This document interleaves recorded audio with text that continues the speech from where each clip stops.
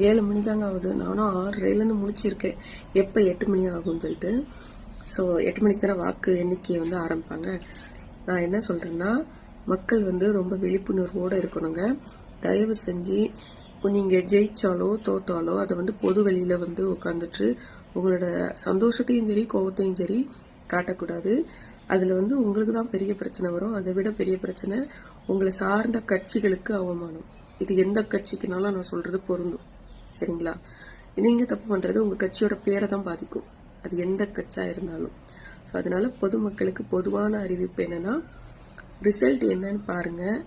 அது உங்களுக்கு சாதகமாக இருந்தால் வீட்டில் என்ஜாய் பண்ணுங்கள்.